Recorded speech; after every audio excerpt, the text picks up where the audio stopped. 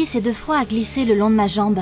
Les serpents étaient littéralement partout autour de moi, et leurs écailles colorées me donnaient presque le vertige. J'ai regardé autour de moi, et j'ai compris que je n'en pouvais plus. Non, non, non, non, non, non, je n'en peux plus. Je n'ai jamais eu aussi peur de ma vie. Laissez-moi sortir d'ici, s'il vous plaît. Salut, je m'appelle Neya, et j'ai 15 ans. Tu sais ce qu'est la malchance? C'est quand on est fille dans une famille avec que des garçons. Même si au final, c'était plutôt mon père le problème, et pas mes frères. Mais avant de te raconter mon histoire, n'oublie pas de t'abonner à la chaîne. Déjà, pour commencer, notre vie était assez absurde par moments. Par exemple, mes frères n'avaient pas du tout le droit de faire la vaisselle, d'aider notre mère à cuisiner ou de nettoyer. Papa disait que c'était pas un travail d'homme, et que c'était le rôle de ma mère et moi. Puis mon père supportait complètement mes frères dans leur choix d'avenir. Quant à moi, c'était le contraire. Il ne voulait même pas m'écouter. Il m'a toujours dit que la chose la plus importante pour une fille, c'était de se trouver un mari, d'avoir des enfants et d'être une bonne femme au foyer. Disons que ce n'était pas du tout ce que je voulais. Et je faisais tout pour le montrer. Bon, j'aidais quand même ma mère, parce qu'au final, je n'avais pas vraiment le choix. Mais je n'avais pas peur de montrer à mon père que je n'aimais pas du tout son attitude.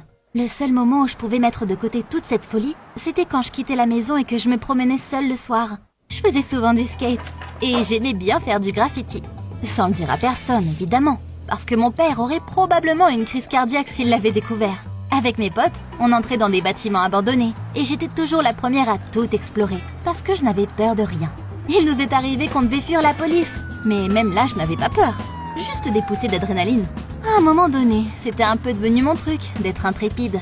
J'avais l'impression de n'avoir peur de rien au monde, et les autres me respectaient pour ça.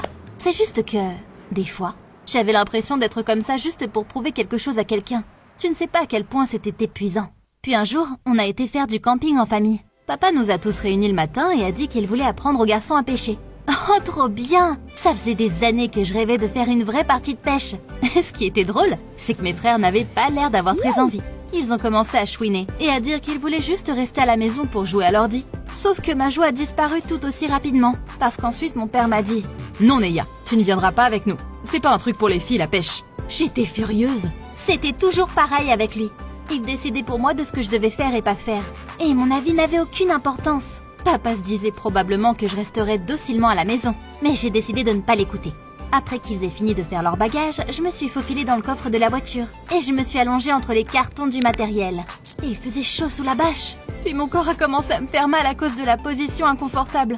Mais une fois que la voiture s'est mise en route, j'ai oublié toutes mes peines. Ah, moi les poissons, je suis en route. On a passé plusieurs heures sur la route et je n'ai fait aucun bruit de tout le trajet. Comme je ne voulais pas que mon père se rende compte que j'étais avec eux, pour pas qu'il fasse demi-tour. Par contre, j'imaginais déjà sa tête quand il découvrirait que j'étais quand même venue avec eux. Mais même ça, ça ne me faisait pas peur. Quand la